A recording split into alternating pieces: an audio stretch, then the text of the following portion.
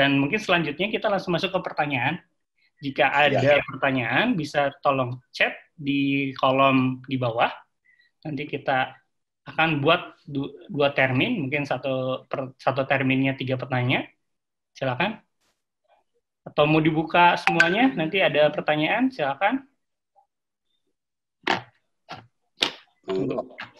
Oke, sebentar. Saya buka dulu semuanya.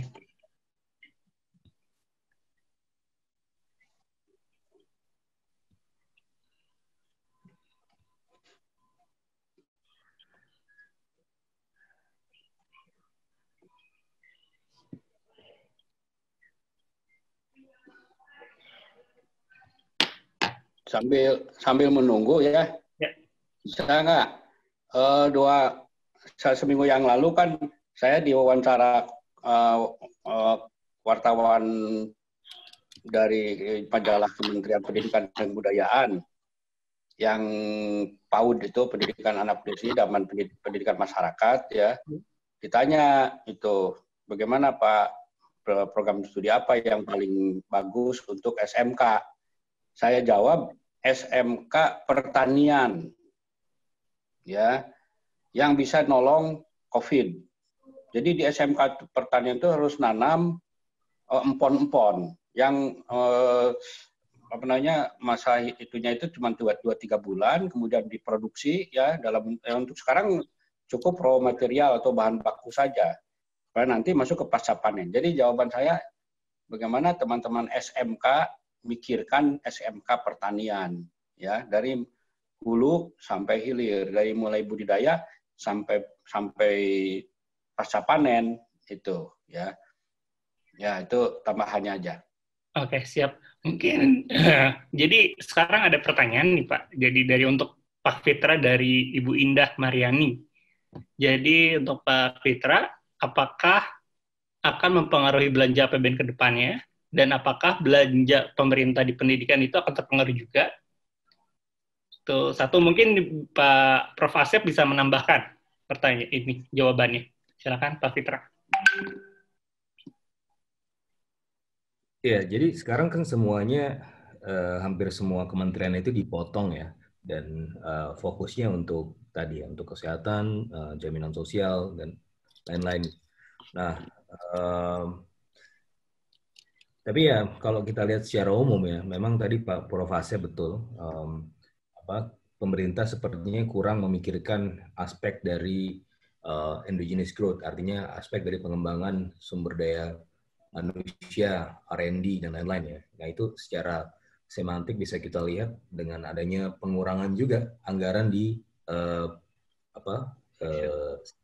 riset gitu ya, di LIPI, di BRAIN, Ristek Dikti, itu kan dikurangi gitu ya. Padahal ini kan kita bicara mengenai teori pertumbuhan jangka panjang begitu kan, bagaimana kita bisa menyiapkan sekarang R&D-nya supaya pertumbuhan ekonomi kita bisa melejit nanti. Nah, dalam konteks ini saya melihat untuk anggaran pemerintah pastinya akan melebar ya defisitnya. Jadi berdasarkan Perpu 1 tahun 2020 itu anggaran pemerintah diperbolehkan untuk menembus batas 3%. Ya, jadi berdasarkan Undang-Undang 17 tahun 2003, defisit APBN itu tidak boleh melebihi 3%. Tapi melalui Perpu 1 2020 itu boleh di atas 3% ya, tanpa ada cap. Atau tidak ada cap-nya tuh di Perpu tersebut. Jadi bisa 5%, bisa bahkan 10% ya. Tapi memang pemerintah akan terus menjaga di bawah 5% katanya. Tapi melihat itu sepertinya saya melihat pendidikan masih tetap ya berdasarkan amanah konstitusi itu mungkin tidak akan banyak diganggu-gugat gitu ya secara umum. Tapi saya lebih melihat dari aspek yang mungkin lebih makro lagi, tapi pendidikan kan tidak hanya pendidikan, tapi kita juga harus berbicara mengenai riset, pengembangan manusia. Nah itu yang seringkali luput ya. Dan kalau kita melihat beberapa pernyataan-pernyataan dari Pak Menteri aja dalam beberapa kesempatan gitu ya, Pak Menteri Terawan, itu seakan-akan terdiskoneksi dengan penelitian gitu ya. Jadi ada orang Harvard yang menyampaikan pandangannya bahwa wah ini COVID sudah mulai masuk dari bulan Januari, nggak mungkin nggak masuk berdasarkan model yang kita buat gitu kan. malah ditantangin gitu kan. Terus yang kedua kemarin kolega kami juga dari FKMUI, Dr. Pandu Riono itu juga membuat modeling yang serupa. Beliau bilang ya sudah masuk mulai bulan Januari. Tapi kemudian jubirnya malah bilang kok nggak kasih tahu kita dari dulu loh. Kita udah kasih tahu gitu kan. Jadi kan semacam ada ketidakpercayaan terhadap riset gitu kan. Jadi secara umum ya memang ya masih jauh panggang dari api gitu ya kalau kita melihat bagaimana perkembangan teknologi dan juga kemajuan sumber daya manusia ke depan. Tetapi untuk saya rasa itu masih dipatok sesuai dengan amanah konstitusi ya 20%. Oke, terima kasih Pak Fitra jawabannya. Mungkin Prof. Asep ada tambahan? Ya, tambahannya gini ya. Kita pertama saya benar setuju dengan Pak Fitra itu. Tambahannya gini, kita ini kan harus belajar juga dari sejarah ya. Sehingga mengapa di Indonesia ada Institut Pasteur, ya, lembaga Pasteur di Bandung. Itu kan tidak lain karena penyakit-penyakit yang betul-betul memerlukan vaksin kan. Itu dulu kalau tidak salah itu rabies gitu ya. Sehingga pada saat itu kita ini jagonya membuat vaksin gitu. Ya. Dan sampai bahwa kita mempunyai kultur membuat vaksin itu sebenarnya sampai sekarang juga diakuin gitu. Tetapi nggak dibudayakan, tidak dibiasakan menjadi kekuatan internal kita ya. Dianggapnya ya berdoa aja mudah-mudahan tidak ada. Sebenarnya itu kan salah gitu ya. Kan tropical disease kita ini luar biasa banyak ya. Dengan ya petani-petani dan sebagainya itu banyak emerging disease. Nah, jadi saya pikir yang namanya 20% pendidikan, ya 20% persentase pendidikan itu benar-benar fokus ke pendidikan dan riset gitu. Sekarang kan kemana-mana, Jo. Kalau kita lihat yang di Departemen Pendidikan dan Kebudayaan sendiri barangkali cuma 40 triliun kan gitu. Jadi mungkin hanya berapa persen? Kalau dari 400 triliun ya 10% dari 20%, ya cuma 5%, dan cuma 5% total. Kemudian di mana-mana adanya, akhirnya nggak jadi apa-apa gitu. Akhirnya ya dianggap nggak ada gunanya itu yang namanya pendidikan dan penelitian itu karena mana buktinya gitu. Nah, sedangkan riset thinking itu tidak otomatis ini Pak buktinya sabu-sabunya vaksin gitu ya. Saya pikir perlu itu penekanan ke situ dan ya harus memberikan suatu arahan untuk fokus pada dana pendidikan ini tidak boleh dibuang-buang kemana-mana. Kalau sekarang R&D expenditure kita mohon dicek Mas Fitra itu kan kurang dari 1% ya dari income per capita dari gross dari GNP kan itu kurang dari 1% ya. Kalau di Singapura sih udah di atas 3%, Malaysia 2%. Kita kurang dari 1% ya gitu ya. Jadi nggak jadi apa-apa. Akhirnya nggak ada budaya riset kita. Itu ya. Jadi itu aja. Nih saya hanya mendukung tambahan aja. Dan sekarang dengan terkenalnya kita membuat vaksin, sebenarnya itu harus dimanfaatkan. Harus yang namanya lembaga Pasteur yang ada di Bandung itu kan Bio Farma itu sebenarnya harus sudah bisa jadi ya bukan otomatis tapi dia harus langsung punya pemikiran bagaimana memikirkan vaksin gitu ya. Ya sekarang ini karena betul kata Mas Fitra kalau ini dibiarkan ya kemudian solusi kesehatannya tidak ada SDM udah berat. Sedangkan ekonomi sebagai indikator komponennya adalah ya modal dan SDM gitu. SDM itu apa? Kesehatan ya. SDM itu kesehatan, pendidikan gitu. Nah, kalau sekarang kesehatan dan pendidikannya rapuh ya, komponen ekonomi di komponen SDM-nya rapuh. Modal tuh hampir tidak ada gunanya gitu. Yang menggerakkan modal itu sendiri kan SDM gitu. Ya human capital lah gitu. arahkan ke human capital. Itu di-trigger oleh COVID gitu. Jangan lupa COVID ini ada memberitahu kepada kita, ayo kita mulai berpikir basic lagi gitu. Berikan dana riset katakan 2%, tapi jelas prioritas risetnya kemana. Kalau saya lihat itu kesehatan ya, vaksin ya, ilmu-ilmu yang berkaitan dengan vaksin, kemudian food makanan gitu ya, food ya, kemudian air ya, sumber daya air itu menjadi prioritas gitu. Oke. Nah, itu aja tambahannya. Siap, terima kasih Prof. Asep. Selanjutnya mungkin pertanyaan kedua, lanjut aja. Jadi untuk dari Mas Edison, Prof. Asep, saya belum pernah dengar nih bagaimana solusi dengan PTS yang terdampak. Apakah sudah ada pengajuan dari pelaku pendidikan ke kementerian terkait atau bagaimana gitu? Silakan. Oh, itu oke. Ini kan PTS yang terdampak. Yep. Ya. Sampai akhirnya kan ada RDP 3-4 hari yang kalau nggak salah Senin itu ada RDP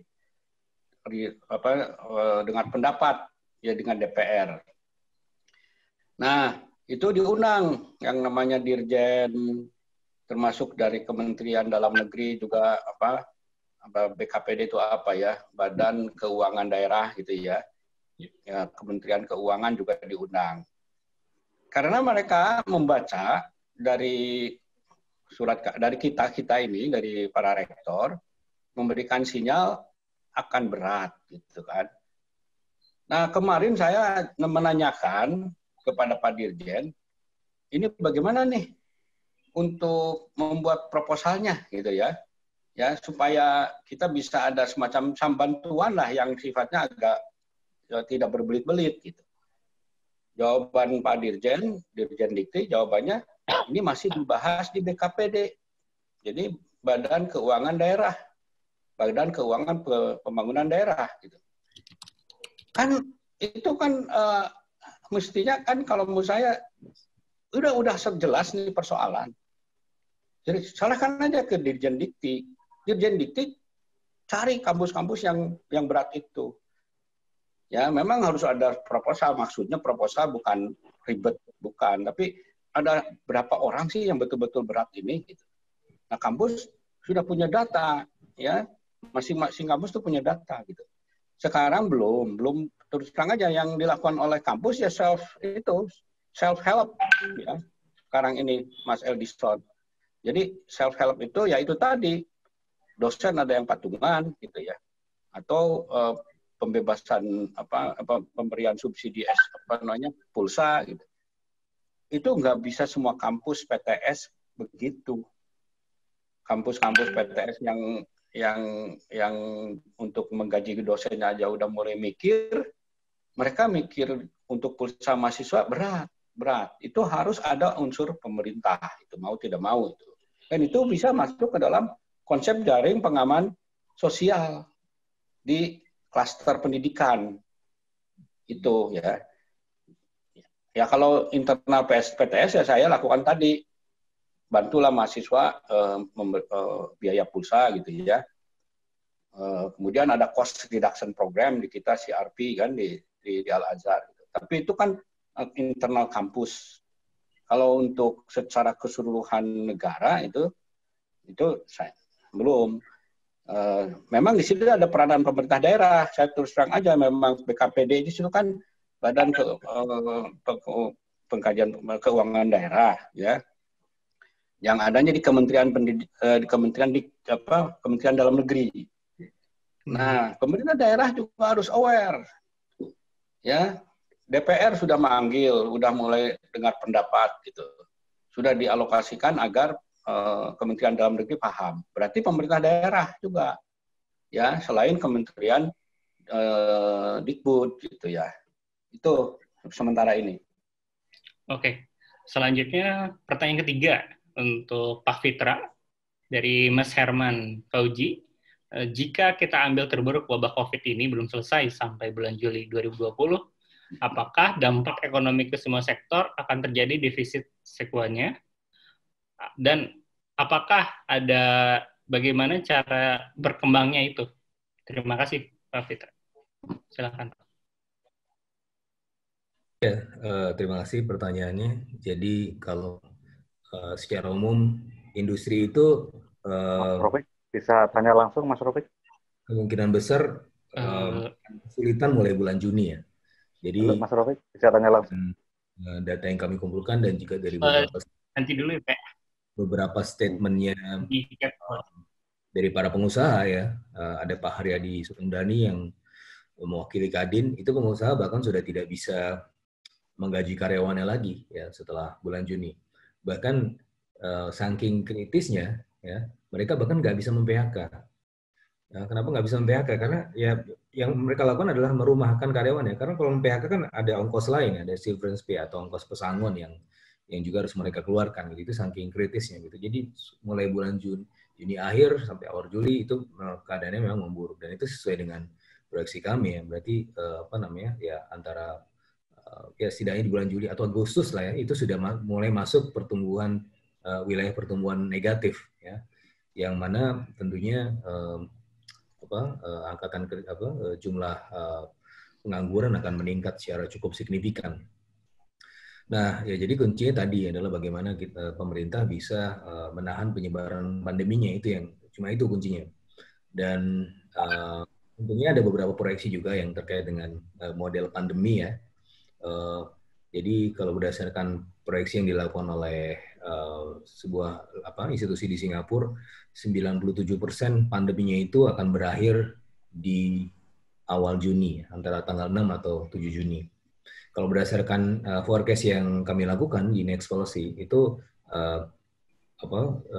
peak-nya itu antara tanggal 6 sampai 12 Mei, atau pertengahan Mei lah ya, peak-nya. Dan itu akan melandai sampai akhir Juni, dan ya kalau kita melihat habisnya kapan ya, sepertinya agak mirip dengan apa yang dilakukan oleh lembaga dari Singapura tersebut. Jadi kita boleh banyak berharap, insya Allah ya bulan Juni sudah mulai operasional. Ini juga kita bisa melihat tren serupa di China, ya mereka bulan Desember dan bulan April mereka bahkan sudah running lagi. Nah itu bisa dilihat dari data konsumsi batu bara mereka yang meningkat signifikan di bulan April, yang menandai aktivitas industri yang mulai bergerak gitu. Ya mudah-mudahan tren serupa bisa kita lakukan. Cuma ya apa yang mereka lakukan, apa yang belum kita lakukan secara kuat, yaitu ya China kan proses pengambilan putusannya mungkin jauh lebih mudah ya, mereka lebih sentralistis ya, sehingga lebih gampang diatur, masyarakatnya juga terbiasa diatur gitu ya. Kalau kita kan agak sulit ya, itu mungkin yang membuat infeksi di Indonesia itu agak lambat untuk ditangani dengan baik. Yang kedua, sebenarnya ada berita positif yang lain. Sebenarnya berdasarkan beberapa penelitian, ya, kalau kita lihat berdasarkan garis lintang dan bujur gitu ya, dari Wuhan, terus Italia ke Iran, itu mereka berada di lintang yang sama gitu. Jadi suhu juga berpengaruh. Gitu ya. Jadi semakin ke daerah tropis itu sebenarnya kalau kita lihat berdasarkan data juga kita lihat bahwa antara Italia dengan Indonesia, antara Indonesia dengan China, dengan negara-negara lain di Eropa itu tidak terlalu banyak ya. Meskipun demikian ya tentunya ya kita waspada juga karena tadi berdasarkan datanya Kemenkes ada sedikit perbedaan dari dampak COVID ya terhadap penderita yang paling banyak. Kalau secara umum di dunia ini kan mortality rate-nya atau fatality rate-nya ada sekitar 2%. Ya. Kita mortality rate-nya untuk Indonesia itu 8%. Ya. Jadi tinggi sekali. Terus yang kedua, mayoritas yang terdampak justru yang usia muda. Usia 30 sampai 59 tahun. Gitu. Sementara di dunia secara global, average-nya adalah di atas 50 tahun bahkan. Jadi ada perbedaan itu. Nah ini yang sebenarnya harus kita waspadai terus. Oke, terima kasih Mas Fitra. Mungkin next selanjutnya adalah pertanyaan dari Mas Ade Nur Samsudin. Mungkin bisa dijawab Pak Fitra dan Prof. Asep. Ya, bagaimana strategi kita sekolah swasta untuk bisa tetap eksis, sementara mayoritas orang tua siswa secara ekonomi terdampak oleh wabah ini? Apakah akan ada bantuan real dari pemerintah terhadap permasalahan ini? Terima kasih. Silakan, Prof. Oke. Ya itu, eh, pertama pemerintah harus mempunyai peran yang sangat tinggi ya, di dalam menanggulangi ini. Ini uang pemerintah gitu ya, betul itu harus ada masuk ke situ. Itu strategi ya, soal strategi tentunya saya masih di forum rektor selalu mengingatkan lah, pemerintah ini mempunyai peranan cukup ya signifikan terhadap penanggulangan sektor pendidikan.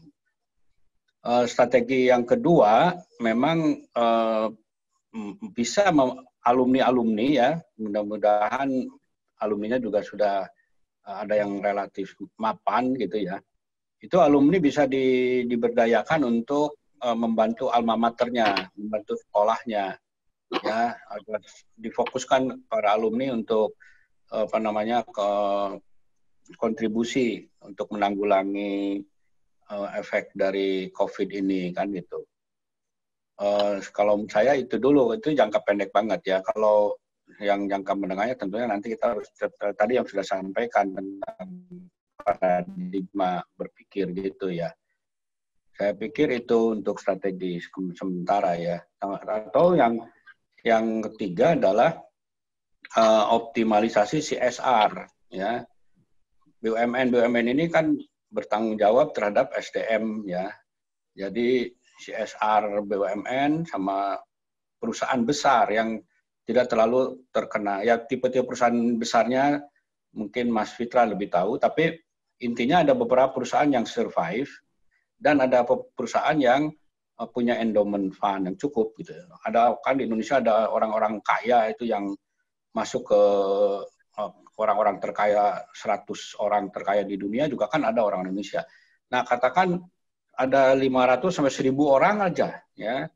500 sampai 1.000 orang kaya yang uangnya lebih dari puluhan triliun gitu. Saya pikir harus punya kontribusi ya terhadap persoalan ini. Ya kalau mereka bisa fokus ya di sektor pendidikan lah. Kalau misalnya ada 500 orang ya, katakan ya orang kaya kan kalau 1 triliun itu nggak gede gitu. Ya beda dengan kita ya. Kalau kita sih 1.000 rupiah, sejuta juga berat gitu kan. Mereka mungkin seperti mengeluarkan uang 10 rupiah gitu ya kalau 1 triliun. Kalau 500 orang aja kan itu bisa tuh 500 triliun. Tapi fokuskan itu untuk menanggulangi pendidikan ya, untuk tagline-nya adalah pendidikan. Itu jadi mesti dihimbau orang-orang yang 500 orang terkaya di Indonesia itu concern lah terhadap SDM di Indonesia. Ini kesempatan untuk beramal ya sekarang ini. Negara sangat membutuhkan ya. Ya kalau pemerintah sebagian tentunya ya orang-orang kaya harus mikir di situ. Itu saja saran saya sih. Terima kasih. Menarik. Selanjutnya Pak Fitra mungkin bisa menambahkan. Ya, saya menambahkan sedikit ya. Jadi saya sepakat dengan idenya Prof. Asep tadi tentang keterlibatan orang kaya ya. Jadi secara lebih spesifik kalau kita ngelihat data itu total orang dewasa di Indonesia ada 170 juta orang. Dan dari 170 juta itu total kekayaan adalah 22.700 triliun. Nah, 1% dari orang terkaya di Indonesia itu memiliki 46% dari total kekayaan orang dewasa. Itu sekitar 10.000 triliun. Gitu ya. Jadi kalau mereka menyisihkan 5% saja dari total kekayaannya, itu sudah dapat 500 triliun. Itu bisa dipakai macam-macam. Gitu. Jadi memang perlu ada solidaritas sosial, perlu ada kemudian kontribusi juga dari orang-orang kaya tersebut yang selama ini mereka mengeruk keuntungan dari Indonesia, ya ini saatnya it's time to pay back gitu. Dan kalau mereka yakin bahwa uang itu akan kembali ke mereka, itu akan sangat baik sekali karena kita bicara mengenai ekosistem. Ketika mereka invest di Indonesia, mereka kasih uangnya gitu dalam bentuk apapun, itu pada akhirnya akan balik lagi ke mereka. Karena ya ini kita bicara ekosistem ya. Ada sesuatu yang dimasukkan ke sektor tertentu itu akan bergerak menimbulkan efek pengganda menimbulkan pertumbuhan ekonomi dan pada akhirnya ya usaha-usaha mereka akan meningkat juga. Ini sebagaimana yang dilakukan Amerika melalui Marshall Plan. Ya, kalau kita ambil contoh Amerika, Marshall Plan setelah Perang Dunia Kedua, mereka bahkan menolong orang-orang di Eropa gitu. Kenapa mereka nolongin orang teman-temannya di Eropa? Karena mereka melihat bahwa yang bisa menjaga potensi ekonomi mereka di jangka panjang adalah partner-partnernya. Dalam hal ini adalah yang terdekat adalah negara-negara di Eropa. Maka mereka bantu dan pada akhirnya secara politik mereka lebih dekat antara Amerika dan Eropa. Yang kedua, orang-orang Eropa mulai memberi barang-barangnya Amerika gitu ya, secara berkesinambungan. Nah, ini seharusnya yang harus diyakini juga oleh orang-orang kayak itu. Jadi ada apa namanya sosial gitu ya, tapi juga secara ekonomi berdampak juga buat mereka. Nah ini butuh juga kontribusi buat dari mereka. Oke, terima kasih. Izin Mas Rofik, boleh dari Tapanuli bertanya, Mas Rofik? Ini masih ada pertanyaan, Pak. Kita selesaikan dulu. Mungkin bisa aja, Pak, kalau boleh. Boleh. Boleh langsung, Pak. Dari Tapanuli ingin bertanya, Bapak. Oh, iya. Silakan. Boleh. Silakan, Pak. Izin, Pak ya? Izin. Assalamualaikum warahmatullahi wabarakatuh. Waalaikumsalam. Oke, izin, Pak. Ini saya dari Tapanuli. Tapanuli, Pak. Selamat pagi, Mas Fitra, Mas Rofik. Iya, Pak. Benar sekali mengikuti proses kegiatan bisa bertatap muka langsung mengenai dampak terhadap pendidikan. Ini Pak, pertanyaan saya agak teknis. Ini mengenai karena orang tua yang sekarang sudah punya anak kelas 3 SMA, kan sudah ada yang bisa diterima di perguruan tinggi lewat jalur undangan. Alhamdulillah Pak sudah lega. Tapi yang belum dapat Pak, yang harus menunggu proses SBMPTN, ini galonnya panjang sekali. Sementara kami dari daerah tidak boleh keluar, yang harus nanti mengikuti bimbingan atau mau ikut proses SBMPTN, ini bagaimana ya ke depannya proses untuk mengikuti SBMPTN ini? Apakah nanti akan ada online atau harus menunggu sampai selesai dampak COVID ini? Gimana Pak? Yang pertama. Yang kedua atau masuk S2. Ini juga ada anak yang mau S2, ini juga masih mengalami kendala untuk masuk tes. Nanti seperti apa ke depannya Pak untuk mengikuti proses seleksi masuk baik SBMPTN maupun dari S1 maupun S2. Mohon izin Pak, mohon maaf sebenarnya. Kami dari Tapanuli. Terima kasih Pak. Assalamualaikum warahmatullahi wabarakatuh. Oke, siap. Terima kasih Bapak. Jadi selanjutnya langsung ke jawaban aja mungkin dari Prof. Asep dan nggak bisa. Ya, oh iya Pak Marsudi ini terima kasih. Jadi SBMPTN memang itu kan orang-orang PTN ya. Jadi teman-teman di MRPTN itu Majelis Rektor Perguruan Tinggi Negeri. Jadi saya sebagai orang PTS tidak tahu tuh apa aja di dalamnya. Tapi saya bisa tanyakan. Tadi mohon Pak Marsudi catat aja nomor handphone saya ya 08 satunya 4 kali. 08 biar nanti saya akan tanya mereka. Berapa, 08 satunya 4 kali 7 siapa siap dia ya Pak 1143 terima kasih Pak Suwun Pak Profesor. Ulang ya 08 satunya 4 kali 71143. Iya Pak. Ya. 71143 ya Pak ya. Ya, oke. Jadi soal SBMPTN nanti saya tanya dulu sama teman-teman ya ketua forum namanya Ketua Majelis Rektor Perguruan Tinggi Negeri ya. Bagaimana nih gitu. Siapa? Tapi saya ingin mengusulkan kepada mereka ya, jangan bisnis as usual gitu. Jangan bisnis as usual seolah-olah ini nggak ada wabah gitu. Harus berubah cara berpikirnya. Ya saya akan mengusulkan begitu. Artinya nggak perlulah itu testing itu. Ya, udah aja lewat online, rapor kirim ya, itu dari seleksi pakai digital aja semua gitu ya. Tapi itu nanti saya tanyakan. Hanya saya ingin, terima kasih Pak Profesor. Saya ini kan ada di dua, nih saya orang PTN, saya juga sekarang di PTS. Ya, saya orang IPB, Institut Pertanian Bogor. PTN tuh, ya. Dan itu ya saya tidak mengatakan itu bagus, bagus. Tapi jangan sampai terlalu terikat pada PTN, gitu Pak. PTS yang bagus juga banyak, gitu. Dan untuk penerimaan mahasiswa baru, PTS lebih fleksibel, gitu ya. Jadi nggak usah terlalu khawatir. Kalau ikut SPMPTN saya pikir boleh-boleh saja. Tapi kalau nggak diterima nggak usah stres, nggak usah panik. Cari PTS Pak. Kalau mau daftar UAI Al-Azhar Indonesia ya monggo ya. Itu tentunya kita coba cari kalau ada sponsorshipnya gitu CSR kalau memungkinkan kan gitu bisa. Nah itu jawaban. Kalau ke S1 ke S2, S1 ke S2 itu sekarang nih S1 S2 itu kan tidak ada SBMPTN, tidak ada semacam testing khusus, tidak ada. Bukan tidak ada, tidak umum. Oh, jadi umumnya adalah transkrip dari S1. Transkrip dari S1 kalau dia mau mengambil prodi tertentu itu kalau linear itu lebih mudah. Tapi tidak berarti kalau misalnya saya orang manajemen ingin ngambil akuntansi juga itu boleh-boleh saja. Cuman itu agak lebih kompleks ya untuk penerimaannya. Cuman kalau manajemen ke manajemen atau statistik ke ekonomi itu lebih mudah. Tapi biasanya tidak ada testing, Pak. S1 ke S2 itu umumnya tidak ada testing. Hanya melihat dokumen gitu. Nah, ya dengan adanya COVID ini dokumen pun online. Semuanya daring. Itu Pak Marsudi. Ya, nanti detailnya saya tanya dulu teman-teman di MRPTN ya. Nanti saya jawab lewat WhatsApp. Siap. Terima kasih, Prof. Jadi mungkin selanjutnya ada tambahan, Pak Fitra, atau? Cukup dari Prof. Hasib ya? Sudah cukup jelas.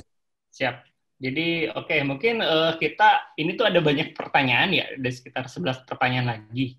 Nah, jadi mungkin kita akan batasin aja 2 pertanyaan lagi. Saya langsung sebutin aja, jadi dari Mbak Rozalina, untuk saat ini sektor manakah yang akan lebih menguntungkan PPDB yang sebentar lagi, atau sudah berjalan di beberapa sekolah swasta? Dan bagaimana sektor swasta pada saat ini bisa menjalankan PPDB atau mencari siswanya? Terima kasih, Prof. Silakan. Oke. Sektor dalam artian sektor ekonomi ya. Yep. Ya sekarang ini kan lebih terdampak semua ya, hampir semua. Tapi saya melihat sektor pertanian masih cukup baik. Ya memang harus ada keahlian di bidang pertanian ya. Dan kita punya cukup sumber daya ya, apakah itu untuk makanan pokok atau kan hortikultur, sayuran, buah-buahan itu cukup. Kalau saya melihat cukup baik. Dan juga sektor yang berkaitan dengan tanaman obat-obatan. Ini sekarang ini lagi digandrungi ya, tanaman obat-obatan seperti jahe, temulawak gitu ya, dan kayu manis itu luar biasa. Itu bisa masuk situ. Nah, pertanyaan kedua itu apa sih, Pak? Sektor swasta yang sudah menjalankan PPDB ini, ada tipsnya nggak sih Pak gitu untuk mencari siswa? Oh, untuk pendidikan nih? Ya, pendidikan. Ya, kalau sekarang untuk mencari siswa, pendekatan offline seperti dulu ada EduFair atau lain-lain itu udah nggak terlalu laku lah, nggak bisa. Triknya ya manfaatkan online gitu. Manfaatkan berita-berita online ya, digital gitu ya, kemudian ya banyak memanfaatkan media sosial seperti Facebook, Instagram, itu cukup impactful ya kepada perguruan tinggi ataupun sekolah. Jadi keluar dari kebiasaan sekarang, jangan berbasis pada offline, basisnya harus online ya. Dan juga nanti pembelajarannya pun harus blended ya, jangan pembelajaran full di sekolah, harus ada blended, jadi ada baru lah. Nah kalau untuk mencari siswa ya gitu, kalau mau saya manfaatkan online ya, seperti sekarang ini kan cuma seminar ya, tidak disengaja kan saya akhirnya banyak yang menanyakan tentang Al-Azhar itu lewat WhatsApp itu. Jadi ini juga sebenarnya media promosi ya. Jadi bikinlah teman-teman di sekolah, ngadainlah semacam seminar-seminar kecil pakai Google Meet misalnya ya, yang nggak terlalu berat asal bayarnya, atau Zoom yang 40 menit. Ada diskusi 40 menit itu di wilayah-wilayah SMK di mana teman-teman berada tentang pendidikan kami. Itu undang semua lewat itu WhatsApp-nya, buka kayak Zoom meeting seperti sekarang. Tapi kalau nggak mau bayar ya 40 menit. Gitu. Jadi udah dikasih sinyal 30 menit sudah kita akan stop. Gitu. Tapi kasihkan tentang sekolah-sekolah kita gitu ya. Bagaimana ada cara membayar dan bagaimana pendaftaran dan sebagainya lah gitu. Tapi online semua. Sudah agak sulit sekarang kalau pendekatan offline. Ya, itu aja tambahan strateginya. Oke, siap. Mungkin pertanyaan terakhir untuk Pak Fitra, jadi dari Mas Edison juga. Jadi, apakah yang dilakukan dalam penanganan dampak COVID-19 ini saat ini oleh pemerintah ini sudah tepat? Dan apakah solusi ini supaya bisa berlalu? Sekalian mungkin bisa closing statement ya. Jadi Pak Fitra, mungkin silakan. Ya, saya melihat memang kalau kita lihat apa yang dilakukan oleh pemerintah, kita harus melihatnya berdasarkan beberapa ministries gitu ya. Kalau dari Kementerian Keuangan, saya rasa mereka sudah cukup baik gitu.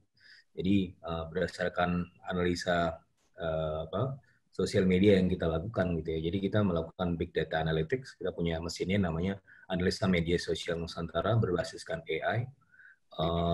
Kita melihat bahwa Kementerian Keuangan dalam hal ini, Bu Sri Mulyani ini adalah salah satu yang melakukan early response ya dari mulai Januari, melihat dampak atau mencoba untuk memitigasi dampak COVID-19 terhadap perekonomian.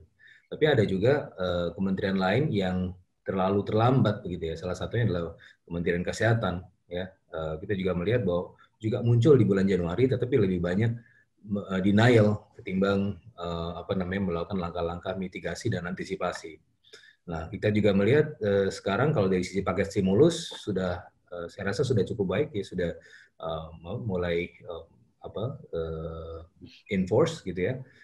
Meskipun kalau dilihat dari sisi jumlahnya ini belum memadai, 400 triliun besar, tetapi kalau dibandingkan GDP kita itu di bawah 3%, less than 3%. Rata-rata negara di dunia itu punya kurang lebih rata-rata di atas 5% dari GDP-nya.